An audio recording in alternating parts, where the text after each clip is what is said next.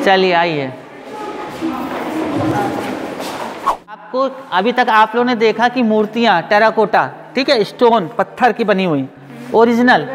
अब ऊपर जो बनाया गया है वो बनाया गया है, हम लोगों ने उसको बनाया है कन्नौज के इतिहास को आर्टिफिशियल मूर्तियों के साथ कहानी बना करके दिखाया गया है, किसकी कौन सी कहानी है, ठीक है।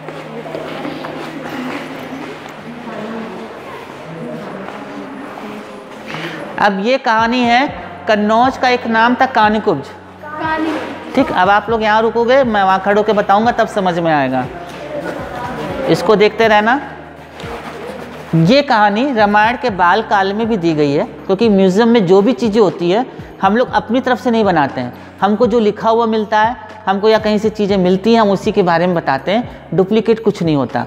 तो ये कहानी एक रामायण के बाल काल में लिखी गई कि उस समय यहाँ का एक राजा था कुशनाग।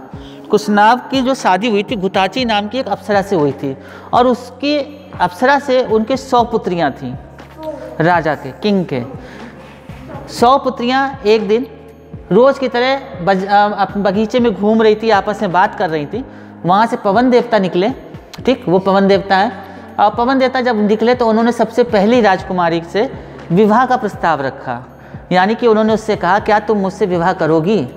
उसने मना कर दिया कि हम आपसे विवाह नहीं कर सकते हैं। ऐसे करते हुए उन्होंने दूसरी राजकुमारी से पूछा, तीसरी से पूछा, सब ने मना कर दिया कि हम अपने पिता के खिलाफ जाके विवाह नहीं करेंगे, जहाँ मेरे पिता चाहेंगे हम वही विवाह करेंगे। इससे देवता हैं, देवता सबसे ज़्यादा जल्दी क्या होते हैं, गुस्सा हो जाते हैं, और गुस्सा होने के बाद क्या दे देते हैं, श्राप। तो उससे श्रापित होकर सब कुब्जा हो गई। आप देख रहे हो सबके पीठ के ऊपर कुबड़ आ गया है, कुब्जा मतलब कुबड़ होना, कुबड़ आ गया। और कुब्जा होने के बाद फिर जब ये गई, अब उन्होंने अपने पिता से सारी बात बताई, तब इनके पिता ने, चूली नाम के ऋषि थे, उनके पुत्र ब्रह्मदत्त से जब इनका विवाह किया, विवाह होने के बाद ये फिर पहले जैसी सुंदर हो गई, श्राप मुक्त हो गई, और इसलिए कन्नौज का नाम पड़ा कानकुब्ज। कान मतलब कन्या और कुब्ज मतलब कुबड़, ठीक। कान मतलब कन्या और कुब्ज मतलब कुबड़, यानी कुब्जी हुई कन्या। और कानकुब्ज से बाद में ये क्या हुआ, कन्नौज, ठीक। समझ में आ गई स्टोरी? हाँ पूछो। इतनी पुरानी, मतलब कि ये पेंटिंग है, ये सब आपको मतलब कि मालूम कैसे पड़ता है? ये पेंटिंग पुरानी नहीं है, ये पेंटिंग नई बनी है उस कहानी को पढ़ के किताबों से मिलती है ना कहानी, उस कहानी से, उस स्टोरी को पढ़ के किताबों से ये पेंटिंग बनाई गई है। कन्नौज का फेमस क्या है, इत्र। इत्र कैसे बनाया जाता है सबको पता है? किसी को पता है इत्र कैसे बनाया जाता है? नहीं पता है। वहाँ पे दिखाया गया है फूलों को इकट्ठा करते हुए, गांव से लोग जो माली होते हैं, फूल आते हैं, इत्र कारोबारी वाक्या, वो लोग फूलों को इकट्ठा करते हैं। उसके बाद ये डेग होता है, तांबे का होता है, ठीक है। डेग में पानी डालते हैं और फूल डाल देते हैं, नीचे आग लगा देते हैं, और इसका जो ढक्कन होता है उसमें एक होल होता है, ठीक। फिर नेक्स्ट स्टेप में दिखाया गया है कि इस ढक्कन को वो बंद कर देते हैं बिल्कुल एयर टाइट, यानी कि अंदर से कहीं हवा ना जाए, और वो जो होल हमने दिखाया था उस होल से इसकी बांस की पाइप को कनेक्ट कर देते हैं। ये रिसीवर होता है भपका, भपका होता है, इसके अंदर तेल भरा होता है, और ये पानी की टंकी होती है जिसमें ये डूबा होता है। तो जब पानी गर्म होता है, जब पानी गर्म होगा तो उसमें से क्या निकलेगी, भाप। वो भाप क्या होती है, आ करके इस तेल के साथ इकट्ठा होती है, और अगर भाप बंद हो जाए, मतलब भाप क्या होता है, एक पानी का एक स्वरूप होता है ना, इसमें एक होल होता है, उस होल को खोल के ये क्या करते हैं, पानी अलग कर लेते हैं, और जो ऑयल होता है वो आपका मार्केट में आ जाता है, उसी को हम क्या बोलते हैं, इत्र। समझ में आ गया इत्र कैसे बनाया जाता है? अब आप लोग अपने घर में इत्र बनाना शुरू कर दो, ठीक है, इसलिए सामग्री बोलते हैं। ये है एक, ये समामा करके इत्र बनता है जो बहुत गर्म होता है, और ये ठंडी में ज़्यादा यूज़ किया जाता है। कहा जाता है अगर इसको आप लगा लोगे तो आपको ठंड भी नहीं लगेगी, ऐसा कुछ है। ये उसका बर्तन है, कई मसाले मिला करके बनता है, क्योंकि उसका डेग अलग है और इसका ये अलग है। यहाँ पे दिखाया हुआ किस तरह से पानी को निकाल रहा है, किस तरह को वो उसको भर रहा है, ठीक। पूरा कारखाना हमने यहाँ पे खोल दिया आप लोग के लिए, और कल से इत्र बनाना शुरू कर देना। ये ओरिजिनल है, डेग है, वो सब फाइबर के बने हुए हैं। ये डेग है, ये हमने जो बताया भपका, ये है तांबे का, ये भी तांबे का होता है। ये चमड़े की बोतल है।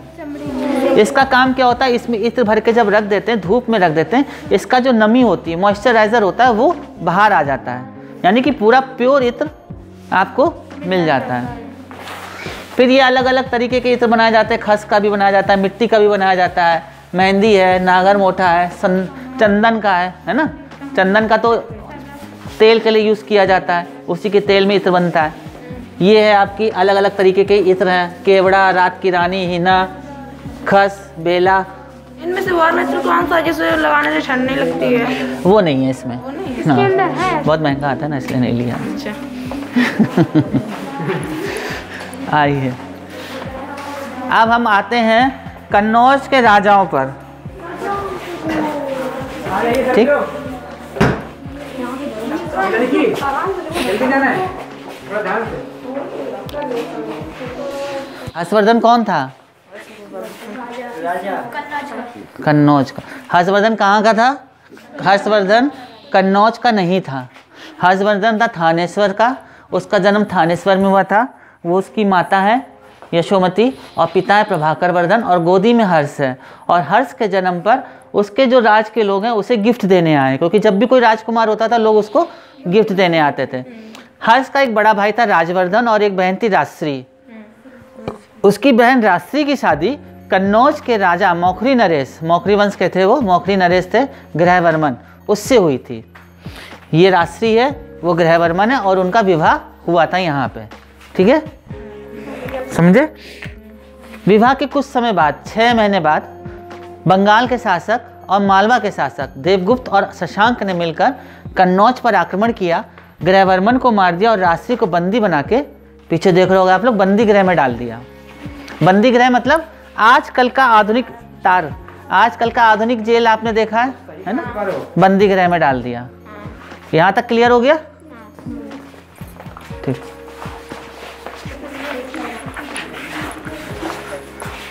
जब ये बात हर्ष के बड़े भाई राजवर्धन को थानेश्वर में खबर पहुंची कि उसका बहनोई मार दिया गया, यानी कि उसके बहन के हस्बैंड को मार दिया गया है, तब राजवर्धन कन्नौज आया। उसने देवगुप्त से युद्ध किया।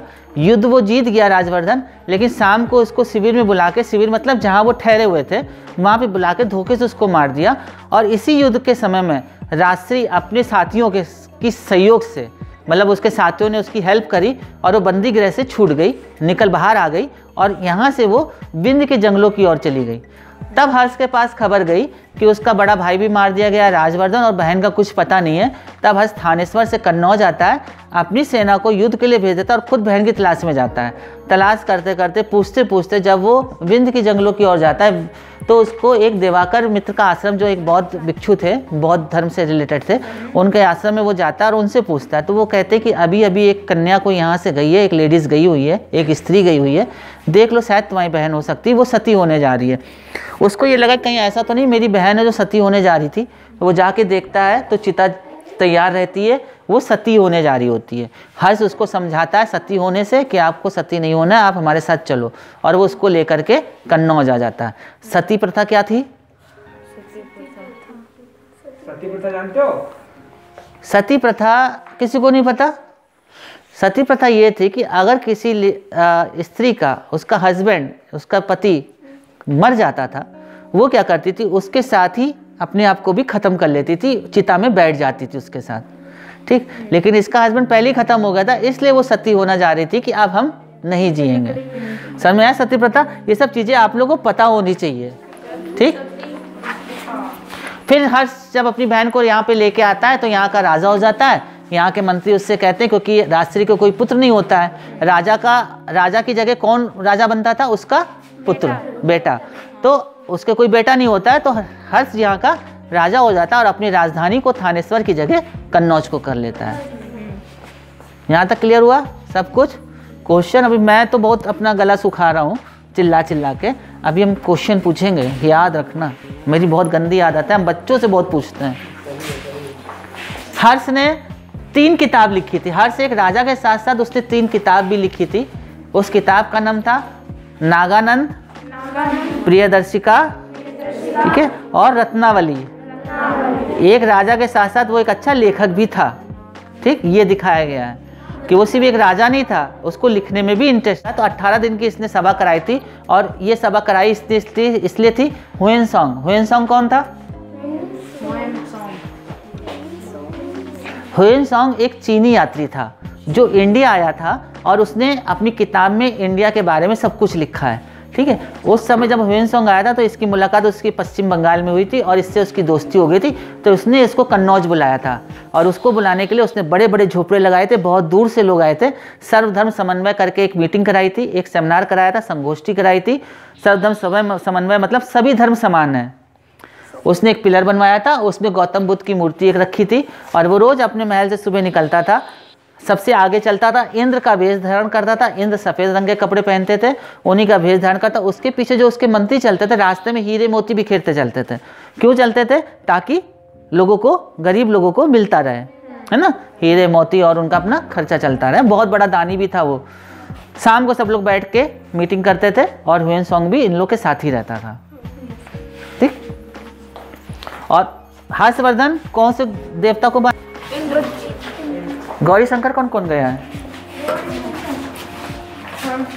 उस समय जब हर्ष का टाइम था, हर्ष के इष्ट देवता थे गौरी शंकर जी। सबके अपने एक इष्ट देवता होते हैं ना, कोई दुर्गा जी को मानता है, कोई बजरंगबली जी को मानता है, वो शिव को मानते थे, और इसीलिए गौरी शंकर मंदिर में वो पूजा करने जाते थे। ये हर्ष का दान है। हर्ष हर छठे वर्ष में दान करता था, और ये दान होता था कुंभ में। कुंभ का मेला सुना है ना, उसके बारे में सब जानते हो ना? हाँ, तो उस समय ये नहीं मालूम था कि वो कुंभ का मेला है, क्या मेला है। लेकिन जब वो 18 दिन की सभा हुई थी, तो छठे मेले में ये दान करने जा रहा था, तो हुएनसांग भी इसके साथ गया था, और इसने अपनी किताब में पूरे दान के बारे में लिखा है, उस मेले के बारे में लिखा है। तो अगर कुंभ का रिटर्न, कुंभ पहले भी मनाया जाता है, लेकिन रिटर्न में नहीं लिखा जाता था, कहीं नहीं मिलता, लेकिन हुएनसांग की किताब में मिलता है कि कुंभ नाम का वहाँ पे इतना बड़ा मेला होता था, जिसमें बहुत दूर दूर से लोग आते थे। और ये जितना अपना 6 साल में जो भी इसका धन आता था, कमाता था, लोगों से टैक्स या कुछ भी कमाता था, किसी भी जरिए से इसके पास धन आता था, ये सब जा करके वहाँ पे दान कराता था। ये पूरी गंगा आरती है। गंगा आरती मालूम ही है, आजकल नमामि गंगे और बहुत कुछ चल रहा है ना, तो गंगा आरती पूरा। अब तो कन्नौज में भी कई सालों से गंगा आरती होने लगी है, बनारस में होती थी। कोई क्वेश्चन? नहीं, अभी हम करेंगे और वीडियो बन जाएगा, ठीक है, फिर YouTube पे आ जाओगे। देख लिया, आगे बढ़े। गंगा आरती सबको पता ही है, इसके बारे में कुछ बताना नहीं, सब आरती हो रही है, कोई पूजा कर रहा है, कोई कुछ कर रहा है।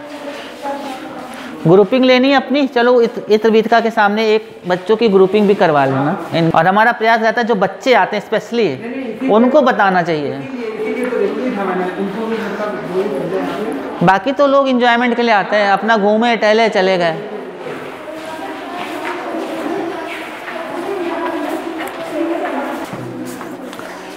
अब हम हर्ष के बाद आते हैं 9वीं 11वीं शताब्दी और उसके आसपास के समय में। 9वीं 11वीं शताब्दी में गुर्जर प्रतिहार वंश का यहाँ पे राज था। ठीक, ये गुर्जर प्रतिहार वंश का एक राजा है मिहिर भोज, जो बहुत प्रतापी राजा हुआ है। ठीक, बहुत प्रतापी था। उसके समय में कन्नौज का शासन बहुत दूर तक फैला हुआ था।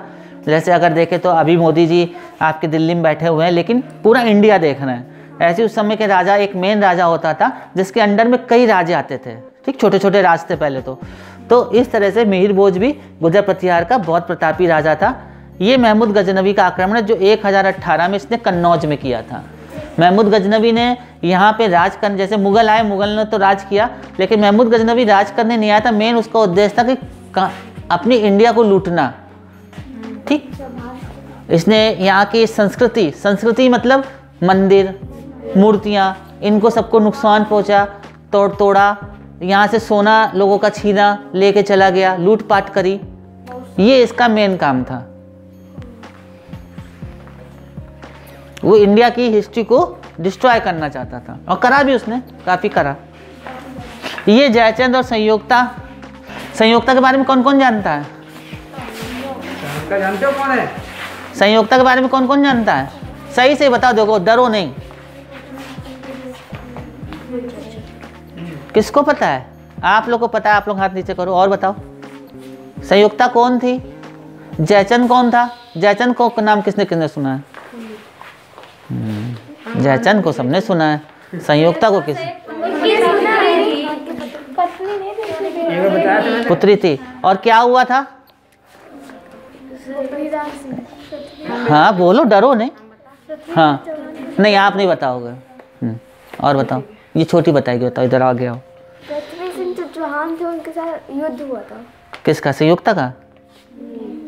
राजा जयचंद्र। देखो, ये कहा जाता है कि जयचंद की पुत्री थी और ये पृथ्वीराज चौहान को पसंद नहीं करते थे जयचंद। तो उन्होंने क्या किया, इनका स्वयंवर का आयोजन किया और जयचंद की मूर्ति बना के द्वारपाल की जगह खड़ी कर दी। मतलब अगर वो किसी का राजा है और उसको द्वारपाल की जगह खड़ा कर दोगे तो उसको तो अपमान लगेगा ना कि मेरा अपमान हुआ है। तो उसको पता था कि आज स्वयंवर हो रहा है, वो वहीं पे आके छुप गया था। तो संयुक्ता ने किसी को हार ना पहना के पृथ्वीराज चौहान के मूर्ति पे जब हार पहनाया तो उसी के सामने तुरंत पृथ्वीराज चौहान आया और उसको ले करके अपने साथ दिल्ली ले गया। पृथ्वीराज चौहान दिल्ली का था शासक, उसका दिल्ली में विराज था ना, दिल्ली ले गया था। ठीक है, समझ में आया? लेकिन इतिहासकार कहते हैं कि ये कहानी हमने लिखा भी है, क्योंकि ये कहानी कहीं भी लिखी हुई नहीं मिलती, केवल पृथ्वीराज चौहान का जो राजकवि था चंद्रवरदाई उसमें मिलती है। तो अब ये कहानी सच थी कि क्या झूठ ये नहीं पता, लेकिन हाँ ये कहानी है। ठीक, समझ में आ गया? कहानी समझ में आ गई? हाँ वाह, ये तुम लोग को पता है? ये भी नहीं मालूम था, भैया ने बताया था। बताया ना उन्होंने, तो वो बताते हैं तो उसको सुना करो। जयचंद को किसने मारा था? मोहम्मद गौरी ने। और ये युद्ध कहाँ पे हुआ था? ये भी बताया होगा भैया ने, पक्की बात है। कहाँ हुआ था? इटावा सुना है? हाँ। इटावा के पास चंदावर नाम का एक जगह थे, वहाँ पे इनका युद्ध हुआ था जिसमें जयचंद मारा गया था। और मारा किसने था? मोहम्मद गौरी ने। ठीक, उसी को दिखाया गया है युद्ध। और ये युद्ध किस सन में हुआ था? देखो 1194 में, 1194 में ये युद्ध हुआ था। ये आला उदल, आला उदल के बारे में किसने किसने सुना है? कौन थे आला उदल? कहाँ के रहने वाले थे? नहीं, आला उदल महोबा के रहने वाले थे और ये एक बहुत ही तेज तर्रार, यानी कि बहुत मतलब वैसे सिपाही थे जो बहुत वीर थे। ठीक है, फिर इनको महोबा से किसी वजह से निकाल दिया गया था, ये कन्नौज आ गए थे। और जब जयचंद को पता चला कि हमारे सीमा पे आला उदल आए हैं, तो ये आला उदल को लेकर के कन्नौज आ गए और कुछ सालों तक आला उदल कन्नौज में रहे। लेकिन बाद में महोबा की रानी के वापस बुलाने पे ये यहाँ से वापस चले गए। ठीक, समझ में आ गया? यहाँ पे ये लोग क्या कर रहे हैं बताओ? समझ में आ गया? बताओ क्या कर रहे हैं बताओ? ये गा रहे हैं, गांव वाले बैठ के सुन रहे हैं। और पेंटिंग में जो बने हुए हैं हाथी और घोड़े पे, वो आला उदल है। कहाँ पे? वो हाँ, एक हाथी पे है आला और घोड़े पे उदल, क्योंकि आला उदल की युद्ध का गाया जाता है ना, तो युद्ध करते हुए दिखाया हुआ है और ये लोग गा रहे हैं। ठीक है, क्लियर हो गया? चलिए, त्रिकोणात्मक संघर्ष, सब लोग आ जाओ। त्रिकोणात्मक संघर्ष, कन्नौज को पाने के लिए लोगों ने संघर्ष किया, क्योंकि कन्नौज को हर कोई पाना चाहता था। इसमें क्या थे? गुर्जर प्रतिहार थे जो हमने बताया, बंगाल के इस तरफ की एरिया के पाल लोग थे और दक्षिण के राजपूत थे। ये तीनों लोगों ने मिलकर कन्नौज पर आक्रमण किया था और कन्नौज को पाना चाहा। और ये युद्ध लगभग 175 साल तक चलता रहा। कभी गुर्जर प्रतिहार जीतते थे, कभी पाल जीत जाते थे, कभी राजपूत जीत जाते थे। ठीक, अभी जब आगे आगे जाओगे, किसी को शायद IAS बनना हो, PCS बनना हो, सबने अपना अपना सपना सोचा होगा, तो कंपटीशन में बहुत ज़्यादा पूछा जाता है।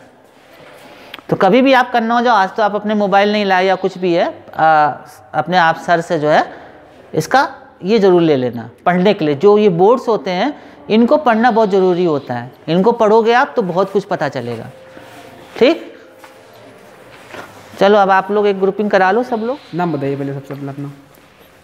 My name is Kashish and I read in 8th class. Okay. And I am from Prasad Bharati convent school. Okay.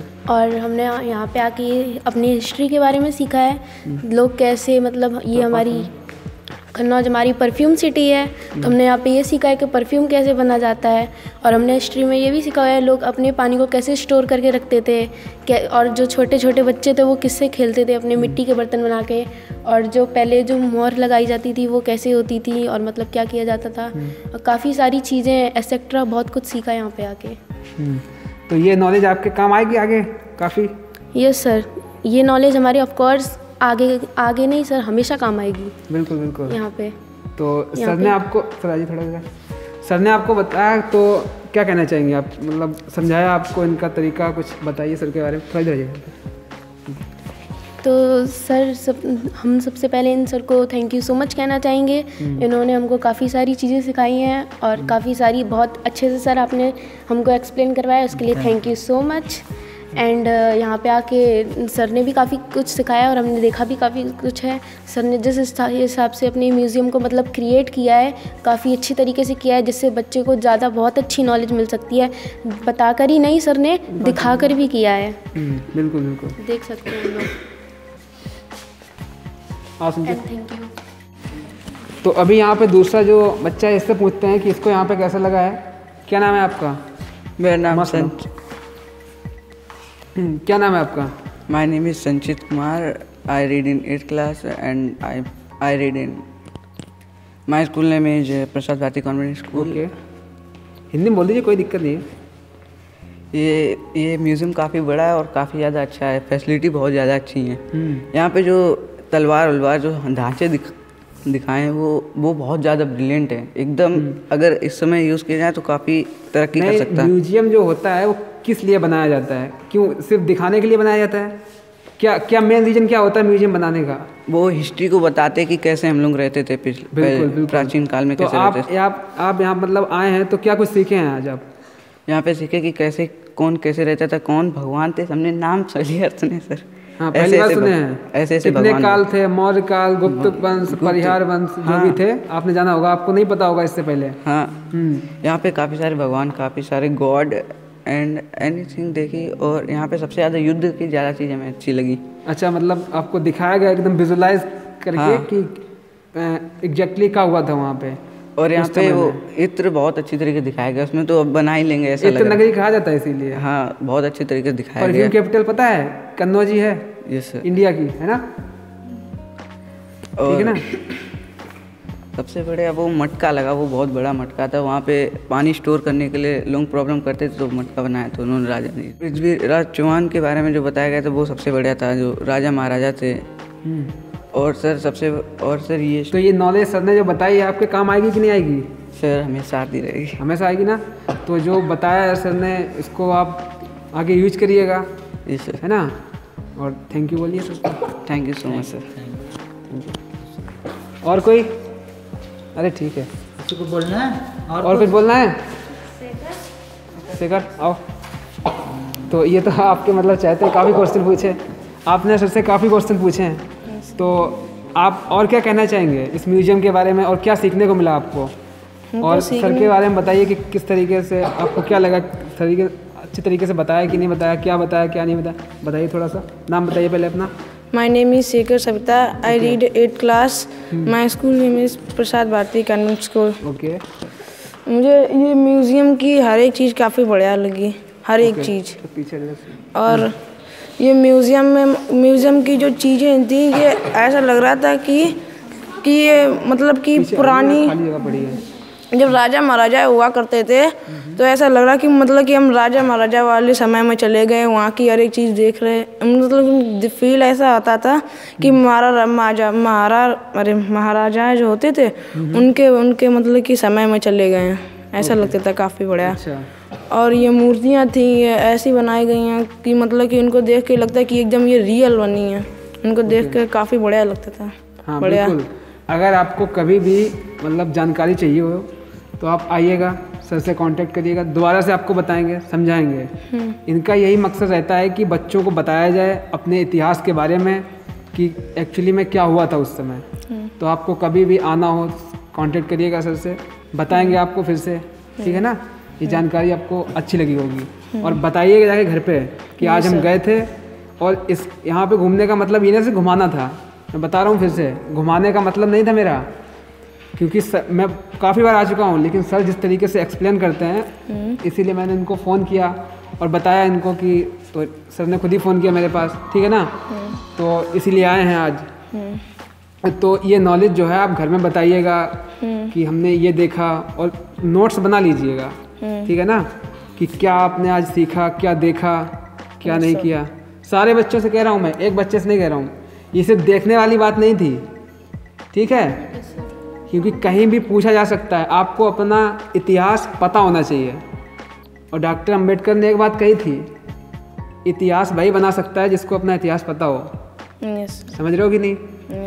तो फिर इतिहास को बताने में हेल्प आपकी सर ने करी है ना। प्रोजेक्ट बनाना आपका काम है, आप उसके बारे में लिखिए, यहाँ के इतिहास के बारे में लिखिए। आप अपने जो भी स्कूल के सारे मैडम उनको प्रोजेक्ट बना के दीजिए, ठीक है, उनको देना दीजिए, ताकि वो भी देखे कि आप लोगों ने यहाँ पे आके क्या सीखा। क्योंकि अगर आप यहाँ पे आके कुछ सीखते नहीं हैं तो फिर बेकार है आपका म्यूजियम में आना। क्योंकि आपको मालूम होना चाहिए कि आपके शहर का इतिहास है क्या, कौन कौन यहाँ के राजा हुए, कैसे क्या हुआ, किस समय पे क्या हुआ, ये जानना बहुत जरूरी है। और हमको इतिहास जानने में काफ़ी अच्छा लगता है, मतलब कि पीछे राजा महाराजा हुआ करते थे, वो कैसे रहते थे, ये सब काफ़ी बढ़िया लगता है हमको। आप इतिहास को जान पाओगे अपने सिटी के, ठीक है। तो आप सब लोग अपना प्रोजेक्ट बना करके, जितने भी बच्चे आए हैं आप लोग उनका एक लिस्ट बना लेना बच्चों के नाम, और इनसे सबसे प्रोजेक्ट जरूर करवाना।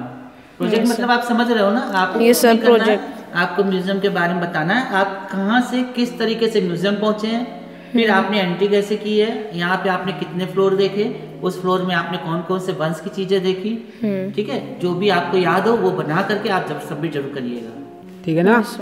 ठीक है, ये बहुत जरूरी है। ठीक है, थैंक यू सर। और अंत में दीपक जी का धन्यवाद करना चाहूँगा, इन्होंने अच्छे तरीके से गाइड किया हमको, और काफ़ी अच्छे इंसान है। मैं पर्सनली इनको काफ़ी समय से जानता हूँ और काफ़ी अच्छे मतलब इंसान है, इनसे हमको बात करके काफ़ी अच्छा लगा। तो थैंक यू सर। तो आई होप ब्लॉग आपको काफ़ी पसंद आया होगा और काफ़ी कुछ सीखने को मिला होगा। पसंद आया तो लाइक करिए और हमारे चैनल को सब्सक्राइब करिए। मैं मिलता हूँ आपको नेक्स्ट ब्लॉग में, तब तक के लिए जय हिंद, वंदे मातरम।